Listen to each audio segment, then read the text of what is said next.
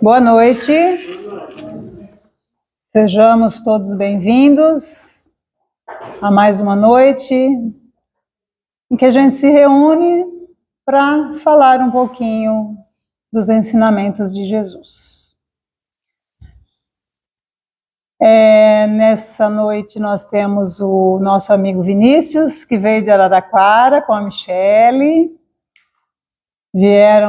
Pegaram um congestionamentozinho, mas graças a Deus chegaram bem. E ele vai nos falar, vai trazer para a gente a mensagem perante Jesus. Vamos só dar uns recadinhos sobre os estudos da casa. Aos sábados nós temos a evangelização infantil, juvenil, com os adultos, das 9 às 10h30. No último sábado a gente fez o encerramento do semestre e agora temos um recesso por conta das férias das crianças, as pessoas viajam, então fizemos esse recesso nesse estudo de sábado, na evangelização, e o retorno será no dia 29 de julho, tá?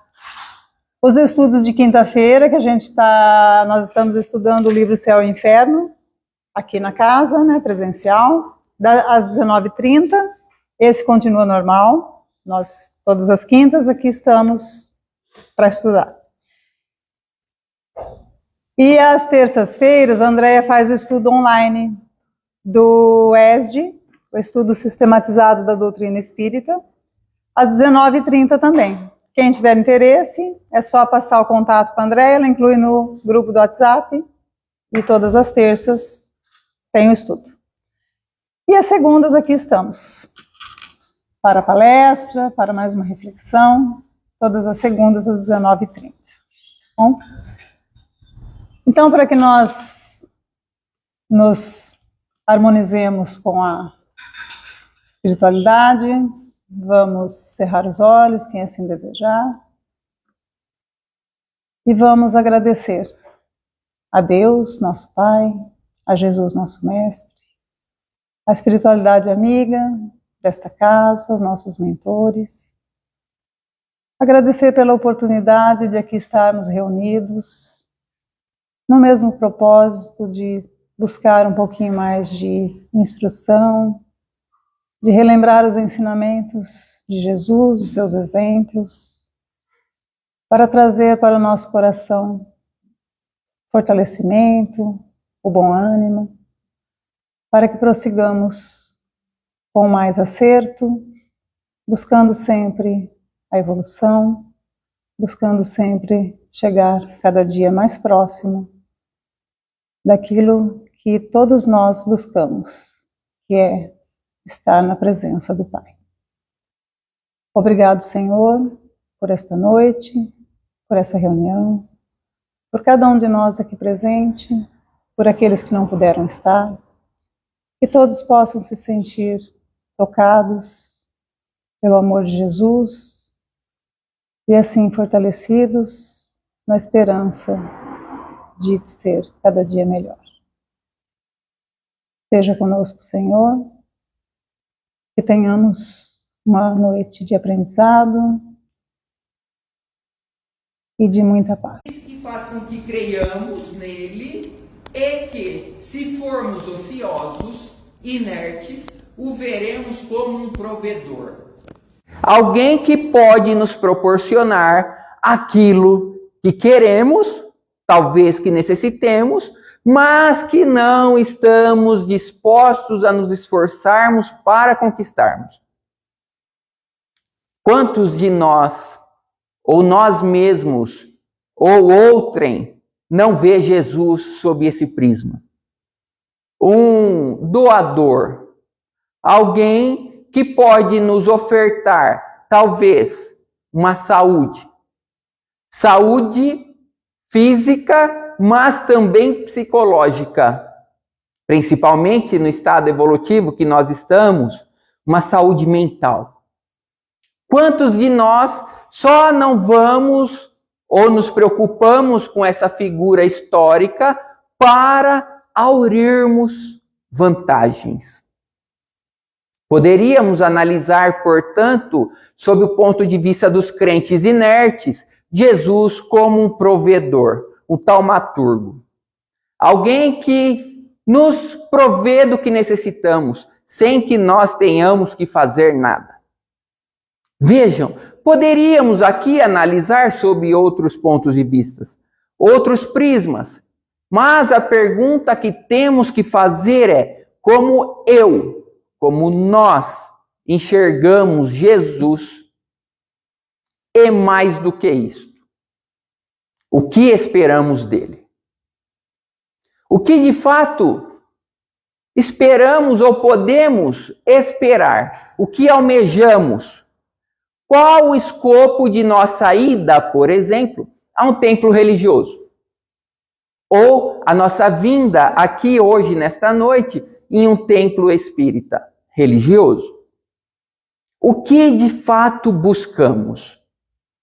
Nós fazemos, como estávamos dizendo no começo, esta reflexão periodicamente, porque percebemos em nossa vida pessoal, apenas a título ilustrativo, porque não tem nada mais do que finalidade ilustrativa a nossa utilização como exemplo, nós percebemos que na nossa atual encarnação, passamos por quase todas as situações. Inicialmente, nos dirigimos à doutrina espírita, que nada mais é do que a revivescência do cristianismo primitivo, em busca de algo de forma graciosa. Vimos a doutrina espírita para conseguirmos um consolo, um esclarecimento. No momento de aflição, fomos à casa espírita, nós que já tínhamos em mãos o Livro dos Espíritos e também o Evangelho segundo o Espiritismo, percebemos que sempre que apertava um pouquinho, nós corríamos à casa espírita.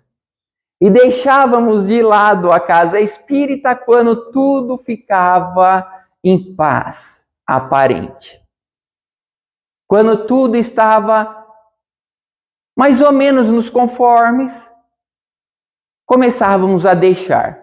Mas antes que isso ocorresse, se concretizasse, nós percebemos que nós também fomos, nesse ínterim entre a volta à casa espírita ou a ida a primeira vez na atual encarnação, e aqueles momentos que nós nos afastávamos, ainda que temporariamente, nós ingressávamos em grupos de estudo. Nós, portanto, há mais ou menos 25 anos atrás, ingressávamos em grupos de estudo e ali começávamos a fazer questionamentos. Será que Jesus encarnou? Ou será que ele veio em espírito? Será que ele tinha irmãos? Será que ele realmente nasceu em Belém? Foi no Natal, ou seja, em dezembro, e começávamos a fazer indagações, olvidando a essência do ensinamento. E ficávamos ali discutindo, refletindo. Alguém dizia algo, nós procurávamos analisar e colocar algumas pontuações para dizer, não foi assim. Não pode ter sido. Por óbvio que ele encarnou fisicamente. Não, pode ter sido que não. E assim ficávamos com indagações tolas, vãs. Vejam, aproximados que fomos pela dor moral, a saudade do avô. Logo em seguida ingressamos no estudo, começamos de forma filosófica a fazermos indagações muitas vezes vãs, tolas, inúteis, mas também sobre a figura do mestre. e teologicamente íamos em busca de esclarecimentos. Fomos estudar obras judaicas para verificar como os judeus veem Jesus. Muitos ainda não veem como senão um simples profeta. E ainda aguardam a vinda do Messias, do ungido. Ou no grego, do Cristo. E Cristo vem do grego. No judeu, no judaico, seria Messias, ou ungido. Vejam que interessante, até isso ficamos perdendo tempo. Olvidando que se nós de fato nos debruçássemos sobre a essência do ensinamento, nós poderíamos aurir muito mais. Poderíamos, de fato, conseguir aquilo que Kardec proclama que desenvolvamos. A fé capaz de enfrentar a razão face a face em todas as épocas da humanidade.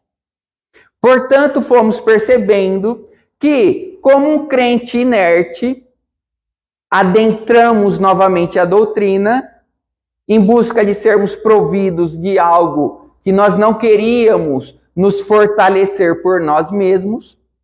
Começamos a formular indagações, reflexões sobre Jesus histórico, teológico, ou com as ferramentas da teologia, e também fomos percebendo que isto não nos saciava. Muitas vezes nos deslocávamos para ouvirmos colegas, irmãos, que faziam exposições que nós falávamos, hoje aprendi algo novo. Hoje eu compreendi que Jesus analisava aquilo que havia sido revelado pelo nosso irmão. E aqui vai um outro esclarecimento. O que é revelação? Revelação não necessariamente algo desconhecido da humanidade. Revelação pode ser algo desconhecido por nós mesmos. Alguém te diz algo que você desconhece, ele está lhe revelando algo novo. Aí, com Kardec, nós descobrimos que o caráter da doutrina espírita é uma revelação de via ou de mão dupla.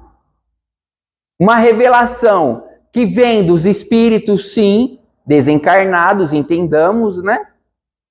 Mas também das almas, dos encarnados. Os espíritos dizendo algo e os encarnados passando por uma filtragem e analisando se aquilo era ou não verdade. Aí descobrimos que aquela pessoa que vem e traz algo novo para a humanidade seria um revelador de primeira mão. Mas que há sim os reveladores de segunda mão, de segunda categoria. Aqueles que aprendem com o outro para passar adiante os ensinamentos. Por exemplo, os professores como um todo. Quando vamos à escola, nós aprendemos. Inicialmente, nós podemos, de uma forma um tanto infantil, imaginarmos: nossa, como esse professor é fantástico, ele sabe coisas que nem meus pais sabem. Aí, dali a pouco, você vai vendo que não é bem assim. Que muitas coisas seus pais sabem. E muitas coisas que seus pais sabem, ele não sabe. Aí nós vamos percebendo que, de fato, os grandes vultos da humanidade que trouxeram revelações num primeiro momento são raríssimos. Que aquilo que é novidade aqui é fato consumado em outro lugar. Aquilo que para nós é novidade, para outros é algo batido. Aí começamos a perceber que há algo, muitas vezes, que a inteligência não é capaz de nos proporcionar. Muitas das vezes, nós nos deparamos com uma situação que nos aflige. Por exemplo, nós que somos espíritas, que sabemos que a vida continua, ou melhor dizendo, que a vida existia até mesmo antes da encarnação. Logo, somos imperecíveis como espíritos, embora o corpo não. Nós nos deparamos com a separação, ainda que momentânea, de um ente amado. Embora sabedores disso, nós, não raras vezes, nos afligimos. E às vezes não necessariamente pela desencarnação. Às vezes por uma escolha, o exercício pleno do livre-arbítrio do outro. Quando nos associamos a alguém, seja através de um casamento, uma amizade ou alguma coisa que nos une de forma sentimental a alguém, e essa pessoa de repente fala assim: você não é mais meu amigo, não quero mais ser seu amigo, não gosto mais de você. Ou então o cônjuge: olha, eu conheci outra pessoa e eu quero o divórcio. Aí vem aquela situação que nós paramos e pensamos: pô, eu já existia antes dele. Eu era feliz quando o conheci. E agora estou desesperado, angustiado, atormentado. E a razão tenta te proporcionar algo. Às vezes os amigos, os parentes vêm e falam assim: não, você vai encontrar alguém, um outro amigo, uma outra companheira. Você vai continuar sendo feliz, mas aquilo não supre, muitas das vezes, aquele vazio que sentimos. Embora racionalmente saibamos que é verdade, aquilo não nos dá paz. Será que é algo desconhecido que eu estou dizendo?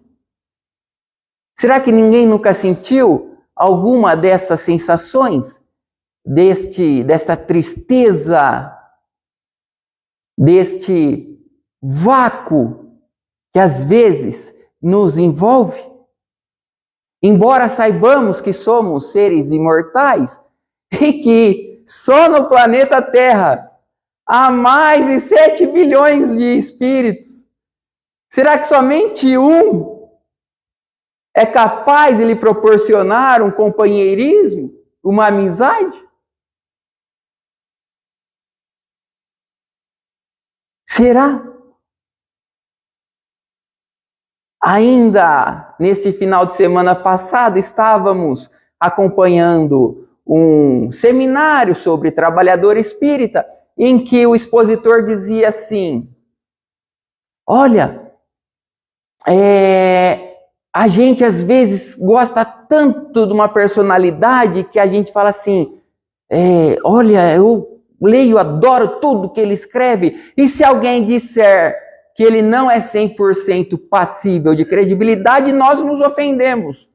Não é assim? Se alguém falar algum escorregão de Francisco Cândido Xavier, você verá multidões se levantando, até mesmo pelejando, te agredindo porque você disse: não, mas Chico não era perfeito. Mas como tu te atreves a dizer isso? Não pode acreditar em tudo que foi psicografado. Ele mesmo dizia que ele era só o carteiro. Mas que blasfêmia!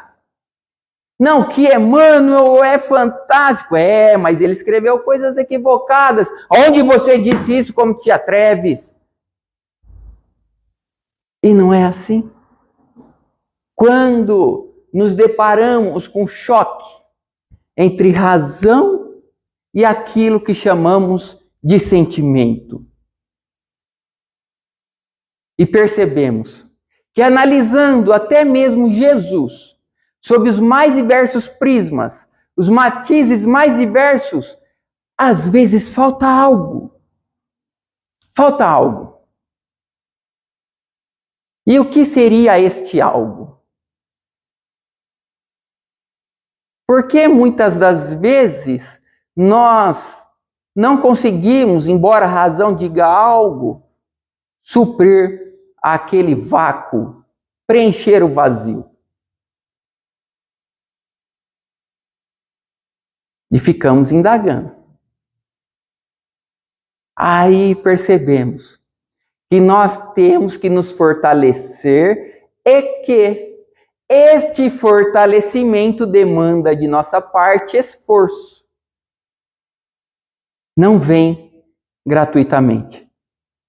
Não vem sem uma contrapartida de nossa parte. Nós temos que fazer algo. Por mais que não gostemos, por mais que queiramos que seja fácil, não se iluda. Não será fácil. Mas detalhe, isso não quer dizer que você não é capaz. Por mais difícil que pareça, Deus tem certeza que você é capaz. A questão é, nós temos esta certeza? Nós temos certeza que aquela aflição vai passar? Pois se nós não tivermos esta certeza, como dizem os espíritos superiores de uma forma poética, as eternidades serão mais longas. Mas como a eternidade pode ser mais longa? Poesia. Licença poética, dizendo assim, olha, para aquele que sofre, o sofrimento parece que não tem fim. Parece uma eternidade longa, mas que é momentânea. E só perdurará enquanto você não se levantar e caminhar. Por isso que disse Jesus, vinde a mim, todos vós que estáis aflitos, oprimidos, sobrecarregados, que eu vos aliviarei. Não é que ele vai tirar todo o fardo. Quer ver? Porque comigo o fardo é leve. E o jugo é suave. Opa, então eu vou ter que percorrer? Vai. Eu vou, Jesus dizendo, esclarecer a você o que de fato é necessário e o que é supérfluo. Aí você não vai se afligir com aquilo que não é necessário, supérfluo, e vai se apegar ao que é necessário. Por exemplo, o que é necessário para o corpo? O que é necessário para que você tenha uma vida digna? Eu provoco as crianças na evangelização infantil e tem um que diz assim, tio, se eu ganhar 15 mil, vou ser feliz pro resto da vida. Por mês? Não, tio, 15 mil. Aí eu penso comigo, vai falar isso para um juiz, para um promotor, que ganha alguns milhares a mais por mês. E está sempre reclamando que não dá. E não estamos desenhando ninguém, estamos só retratando algo que acontece, nós constatamos, nós transitamos pelos foros do fórum, pelos anais forenses, nós percebemos. Aliás, há exceções. Temos um amigo juiz, um amigo querido. Ainda esta madrugada estivemos juntos, fora do corpo. E ele fala, Vinícius, eu tenho uma dificuldade em tomar um cafezinho na hora do intervalo no fórum. Por quê? Ah, porque o pessoal só fica reclamando de barriga cheia, pô. Eu sou o mais novo, eu sou o que menos ganho e estou satisfeitíssimo com o que ganho. E aí ficam reclamando, acabou de voltar de férias, eu vou me privar desse momento. Fala, não faça isso. Se o fermento não for colocado dentro da massa, ela não fermenta, não cresce. Se ela não crescer, ela não vai servir para alimentar as pessoas. Não é esse o papel do cristão. Se isolar, se insular na sua vida, muitas vezes contemplativa. Não é esse o papel. E o Espiritismo nos ensina a diferença do que é necessário e do que é supérfluo.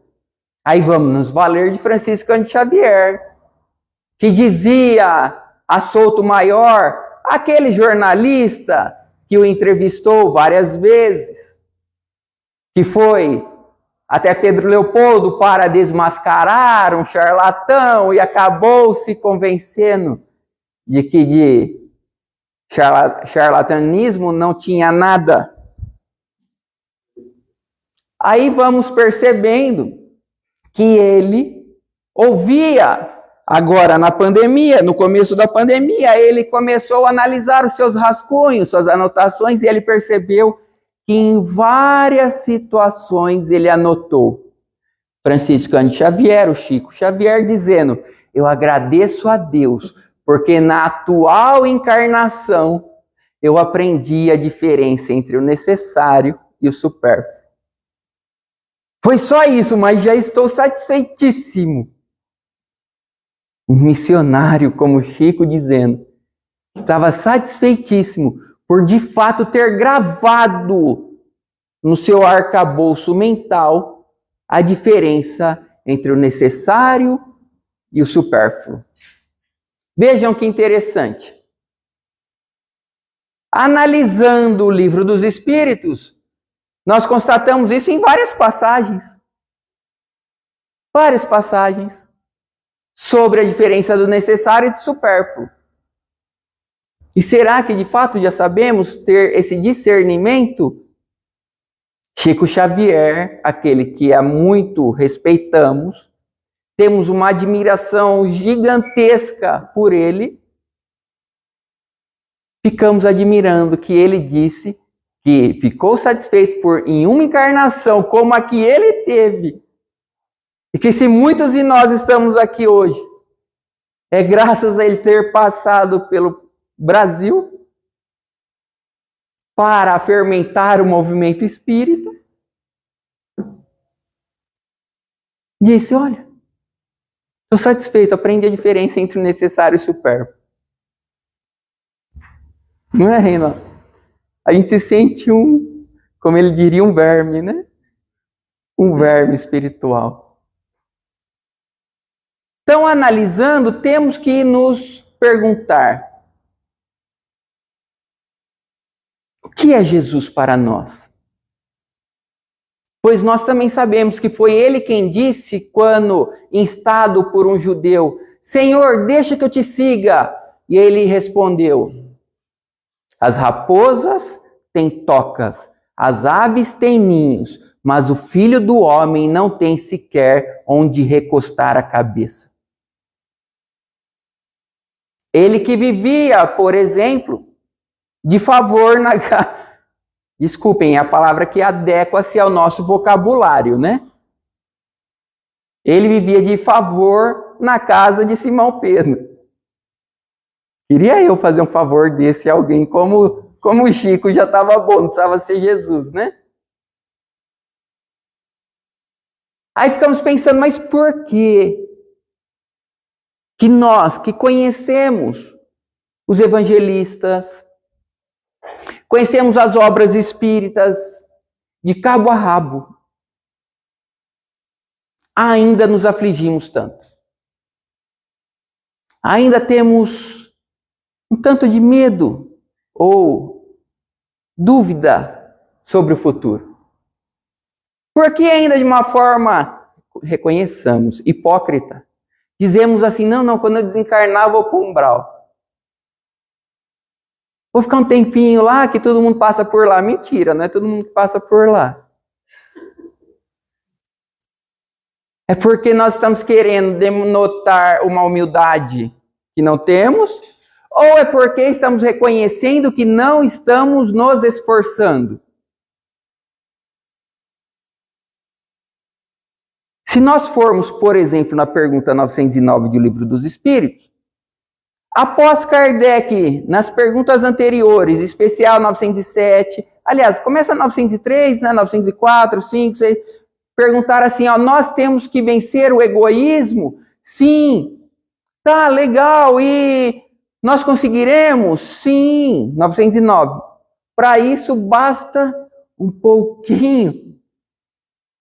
Tá lá em todas as traduções, eu fui verificar mais de uma tradução para ver se esse um pouquinho estava só em uma ou em todas. Basta um pouquinho de vontade. Ah, mas quantos dentre vós que têm boa vontade? Por que, Vinícius, quando perguntado se você vai por umbral, você diz assim, eu vou, é falsa humildade ou é falta de boa vontade? Eu ainda brincava. Se vocês aqui presentes, encarnados e desencarnados, e aqueles lá, nos vendo através da transmissão, nos encontrarem lá, eu já plasmei mentalmente um crachá em mim. Estará no peito. Trabalhador espírita. Ou seja, eu não estou lá porque eu tenho que estar lá, né? Estou a trabalho. Olha onde chega o orgulho do ser humano, né? Para não dar o braço a torcer e falar que é onde você tem que estar, você fala assim, não, estou a trabalho, né? Eu desenvolvi essa brincadeira com alguns amigos em uma casa espírita que eu frequentava, que eles eram tão, assim, parcos de humildade, que se você colocasse eles para varrer o centro espírita, eles falariam que aquela é a função mais importante do centro. Se vocês colocassem eles na reunião mediúnica, a reunião mediúnica era a função mais importante do centro. Se vocês colocassem ele na evangelização infantil, é a mais importante do centro. Onde você colocasse o indivíduo, aquela seria a função mais importante do centro. Por quê? Para dizer, né? Eu estou fazendo isso porque é importante, não é que eu estou aprendendo. Eu não estou aprendendo, é que aqui é a mais importante, por isso que eu estou aqui. Se colocasse para fazer palestra, então... Aí nós ficamos pensando, ok, há aproximadamente 2000 anos Jesus passou por aqui. Passou e deixou uma mensagem libertadora, uma mensagem consoladora, uma mensagem inspiradora, mas também uma mensagem realista. Uma mensagem que disse assim, acima de você tem um Deus, que é teu Pai, que te ama. Imagine, um Pai que te ama. E as pessoas ficam, um Pai que me ama? E ele disse assim, e tem mais, hein? Se para vocês que são egoístas e imperfeitos, um filho lhe pede um peixe, vocês são incapazes de dar uma pedra. Para um filho que lhe pede algo, você é incapaz de dar algo ruim? Imagine Deus se ele vai te dar algo ruim. Deus que é perfeito.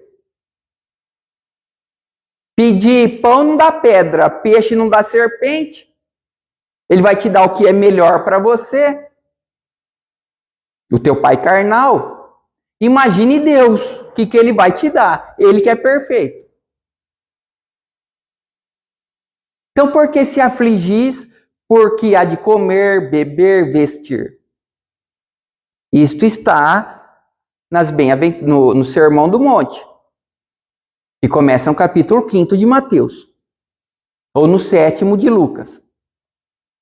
Falando, olha, Deus é tão bom que ele faz chover sobre justos e injustos. Ele manda sol para bons e maus. Ele não faz discriminação, sequer se você é bom ou ruim, ele vai te deixar de prover de algo. Então por que temer?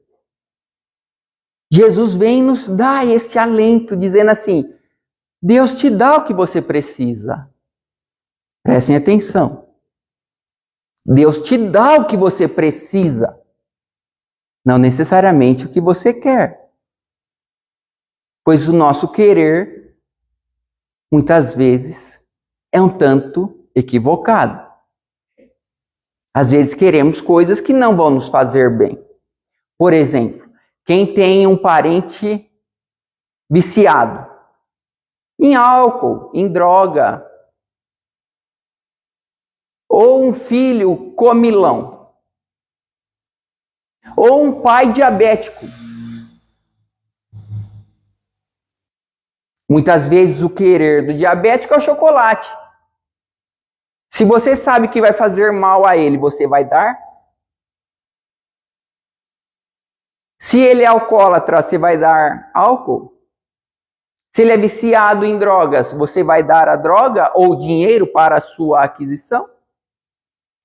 Começamos a discernir entre os nossos quereres e o que nos faz bem. Muitas vezes através de um irmão. Os sábios já diziam que o homem inteligente aprende com os próprios erros. Vejam, um homem inteligente aprende com os próprios erros. Mas o sábio aprende com o erro alheio. Viram que interessante? Se você vê que o viciado quer algo que não lhe faz bem, será que eu, Vinícius, desejo algo que não me faz bem? Ou será que não? Por exemplo, Jesus, certa feita, conversando com os judeus, aqueles do seu povo, disse-lhes que se eles lhe seguissem, eles seriam livres. E eles ripostam: como tu te atreves a dizer a nós que seremos livres se nós somos da descendência de Abraão? Nós que nascemos livres. Jesus disse assim: saibais que todo aquele que peca é escravo do pecado. Você peca ou só eu peco? Você deseja algo que não convém? Você muitas vezes cobiça o bem do próximo? Ah, se eu tivesse uma casa assim. Às vezes, você que está consorciado, dá uma olhadinha de lado, cobiçando a mulher do próximo.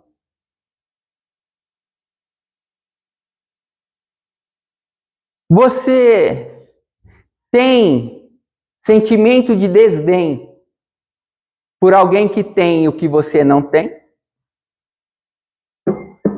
Isso se chama orgulho. Desdenhar do outro é orgulho. É não reconhecer que o outro está numa situação de provação. Não por outra razão. A gente vai ver no livro dos Espíritos a ingratidão dos filhos. Desculpa, no Evangelho segundo o Espiritismo. A ingratidão dos filhos, parentesco corporal e material. Ali os Espíritos dizendo assim, ó: saibais que não há diferença entre vós, todos são espíritos. Não é o corpo ou a posição social que faz você melhor ou pior do que o outro. Por isso, não deseje estar na situação ou ter os bens que alguém está, que é uma situação mais portentosa do que a sua. Porque ele é atraído a muitas tentações que talvez você nem sequer imagine. Não é assim? As tentações. A gente vê, basta ligar a mídia, que você vai verificar. Jogador de futebol X encontrou a namorada, mas veio e trouxe uma carta aberta de pedido de desculpas, porque ele escorregou ali e saiu com outra. Cobiçou, né? Aí você fala assim, pô... Aí você começa a olhar com todo o respeito e fala assim, mas meu Deus, o que uma mulher fisicamente linda como essa, fisicamente, linda como esta, foi ver naquele ali? Com todo o respeito, fisicamente desprovido de beleza. Porque a beleza, saibamos isso, tá? É Leon Denis quem nos diz. A beleza é uma conquista dos espíritos evoluídos. Mas não é a beleza que nós estabelecemos. Tá? Então não é a beleza do corpo sem gordura, com curvas. Não é esta beleza.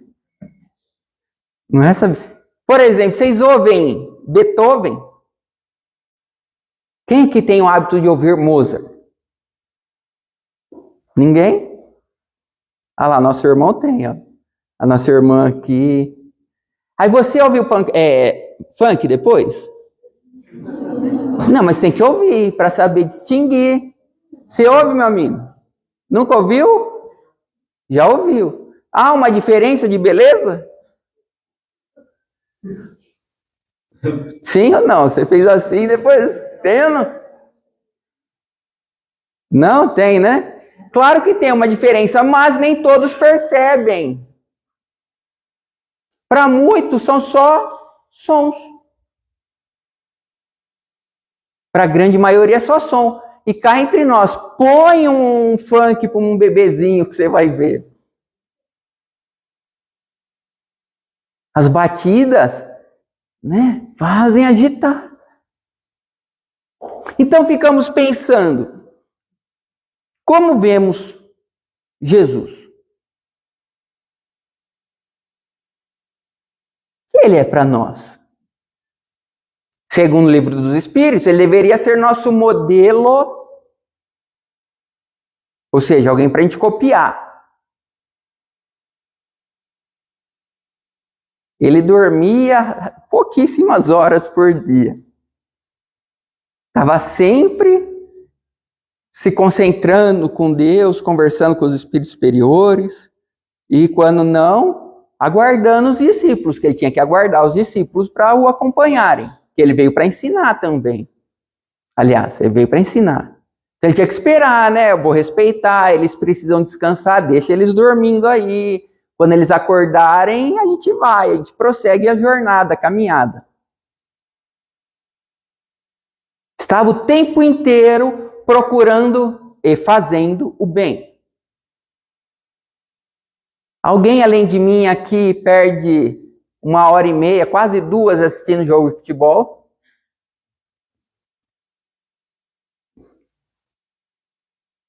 Ou assistindo novela? Então por que a gente não copia ele? Ah, porque a gente ainda é imperfeito. Mas até quando? Ele é um modelo, a gente tem que copiar. Ele procurou morar dentro de um palácio? Então por que a gente quer uma casa grande? Eu sei para quê, né? Para quando brigar com quem mora com a gente, falar assim, não, deixa lá naquele cômodo, eu vou lá pro outro, né? Não é assim? Tem que ter 2 televisões. E assim, quando brigar, eu assisto uma e o outro a outra. No meu caso, tem que ter jardim, né? E quando eu tô...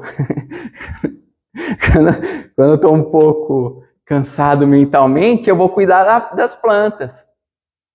Eu falo que eu vou fazer bem, né? Para as plantas, que elas precisam de alguém que lhes cuide, né? Aí a gente vai ler o livro dos Espíritos e fala assim, mas quantos pais, não que eu seja pai, né? Ainda não, né? Mas quantos pais estão mais preocupados em desentortar uma planta do que corrigir o caráter do filho? Eu falo, então deixa eu aproveitar as plantas enquanto eu não tenho filho. E depois eu tenho que me preocupar com o caráter, né? Os caracteres morais dos meus filhos. A gente tenta com a evangelização infantil. Mas a questão é, como vemos Jesus? A gente o vê como alguém a ser copiado? Ainda não, né? Mas a gente diz que sim, né? Como guia. Como guia. Qual o papel do guia? Qual o papel do guia? Mostrar a direção, apresentar os lugares, os locais, não é isso? e dizer assim, ó, aqui você não pode ir, porque aqui tem um penhasco, cuidado. Imagine isso no aspecto moral, tá? Aqui tem um penhasco, cuidado com seus desejos.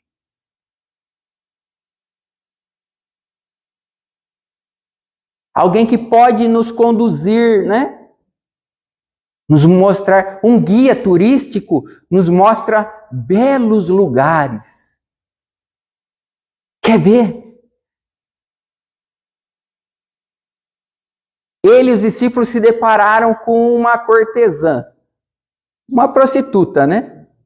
Uma mulher da vida. Ou como diria Chico de forma educada, alguém que vende as energias sexuais. Se deparou. Os discípulos todos falaram assim, viu? Você não pode ficar falando com ela, né? Ela é uma prostituta, pô. Aqueles mais indelicados, ô mestre, é uma puta, você vai ficar falando com ela? Aí ele, de forma sutil, vai e mostra nela o que ela tem de belo. Ela tem um sentimento maravilhoso, gigantesco de alguém que quer cuidar, amar, mas também ser amada.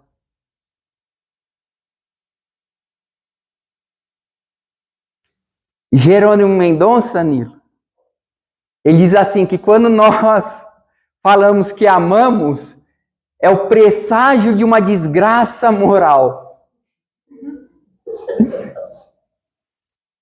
Posso repetir? Quando nós dizemos que amamos, já estamos anunciando uma queda moral. Porque nós confundimos amor com o quê? Com desejo. Com satisfação dos prazeres carnais. Lembro certa feita um amigo chegou, bravo, né? Pô, o que foi? Saiu com a moça, falou, vamos fazer amor. Ela começou a dar risada da cara dele, né? Ela era um pouco mais evoluída. Falou, meu amigo, como assim fazer amor? Eu até ia fazer com você o que você quer, mas é sexo, não é amor, né? Você acabou de me conhecer. Aí eu falei assim, toma, né? E era espírita. Aí eu falei assim, como nós somos superficiais. Aí fiquei perguntando se não é a inteligência necessariamente que vai me fazer compreender o que é.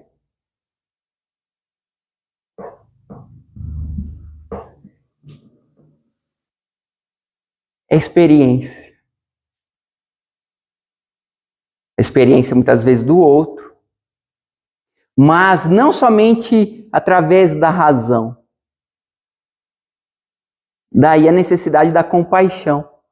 Se o outro errou, não fala assim, olha só, ele errou, que interessante. Não, puxa vida, ele errou. E agora? Vamos ajudá-lo? Vai ser triste, né? Que a gente conhece o que acontece com quem erra. Vamos ajudá-lo para ele aprender a amar, que assim ele vai cobrir a multidão de pecados. Então vamos ajudá-lo. Vamos tentar ajudar, né? Compaixão. É o que Jesus passou na mensagem da parábola do bom samaritano. Quando ele disse, aquele sujeito, o bom samaritano, é o samaritano, movido de intensa compaixão, ou seja, sofreu junto com o outro. Sofrer com o outro. Foi e o ajudou, deitou azeite e óleos em suas feridas, o colocou sobre a montaria, levou até a estalagem, pagou o estalajadeiro, falou, olha, tome aqui umas moedas, cuide dele. Você sabe que eu passarei por aqui no meu retorno. Se tiver alguma diferença, eu lhe reembolsarei, mas cuide dele. Movido de intensa compaixão. E como desenvolve isso? No mergulho íntimo. Assim como Jesus mostrou no coração de Madalena um amor deturpado, magoado, iludido para os discípulos, que eles só foram compreender muito, muito, muito tempo depois. Muitos nem naquela encarnação. Ele vai nos mostrando lugares dentro dos corações alheios que nós podemos admirar e ficarmos vislumbrados, deslumbrados com aquilo. É verificando que o outro, por pior que ele aparente ser aos nossos olhos, ele tem algo de bom, que basta ser explorado. Ali é um sentimento nobre que às vezes está na ganga do mundo, cheio, envolto de sujidades, mas que se você for contribuindo para limpar, vai brilhar, assim como nós. Se nós limparmos os nossos corações das impurezas, também há de brilhar. Umbral? Onde é umbral? Onde há luz, não há trevas.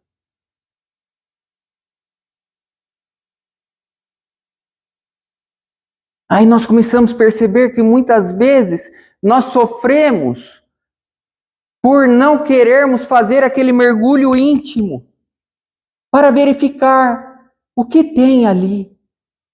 O que Deus quer dizer-nos através das mais diversas palavras, às vezes inarticuladas aos ouvidos humanos. Aí a gente ouve um poema maravilhoso que diz: meu irmão, as tuas preces mais singelas são ouvidas no espaço ilimitado. Mas sei que às vezes choras consternado ao silêncio das forças que interpelas. Volve ao teu templo interno abandonado, a mais alta de todas as capelas, e as respostas mais simples e belas hão de trazer-te alegre e deslumbrado. Ouve o teu coração em cada prece. Deus responde em ti mesmo e te esclarece com a força eterna da consolação. Então compreenderás a dor que te domina na linguagem pura e peregrina da voz de Deus em luz e redenção. Nosso templo interno, quantas vezes temos o ouvido, às vezes gritando aos nossos ouvidos espirituais: lembra-te de Deus, lembra-te que o teu próximo é teu irmão. Lembra-te do que é de fato essencial. Lembra-te de que você é um ser espiritual, vivendo uma experiência carnal em busca do desenvolvimento de virtudes, de conquistas espirituais. Nesse carreiro que temos percorrido da reencarnação, em busca da autoiluminação e da paz.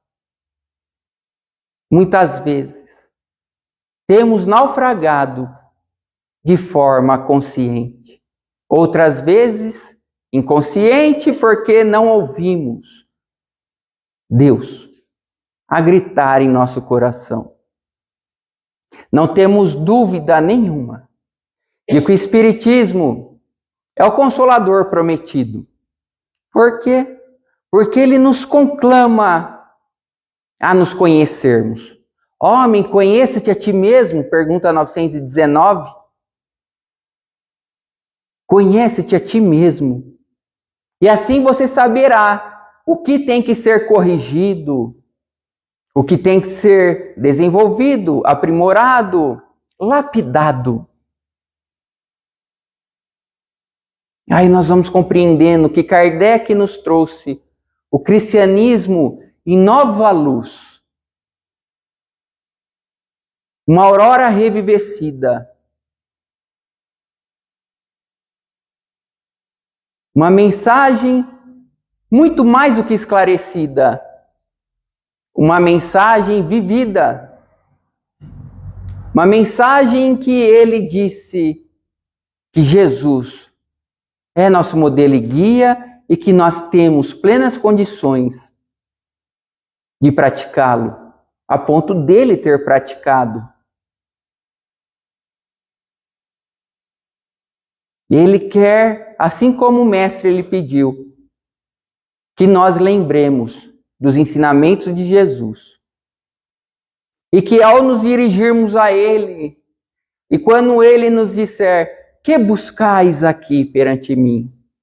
Nós digamos, queremos nos renovar, nos transformar, sermos pessoas melhores. Ajuda-nos, Senhor, para que consigamos, através do teu infinito amor, sermos aquele que, ainda que de forma um tanto opaca, reflitamos em nossas vidas a tua mensagem muitas vezes esquecida, até mesmo por nós. Lembremos de Jesus e nos perguntemos, a todos os instantes que tenhamos dúvida, na situação em que eu me encontro, o que faria Jesus? Como ele se comportaria? Como ele reagiria? Será que ele reagiria de forma indiferente? Será que ele se tornaria para os seus familiares alguém ausente? Será que ele seria bravio, violento? Será que ele se desesperaria? Pensemos e lembremos, Jesus não é alguém para ficar apenas sendo estudado. Alguém que veio revolucionar o campo político da terra. Alguém que veio para nos inspirar em indagações mil. Mas alguém para nos renovar a alma para o porvir. Que Jesus possa estar sempre presente em nossa mente e que possamos, na medida do possível, para a nossa limitação, retratá-lo diante do nosso irmão, o nosso próximo, mais próximo.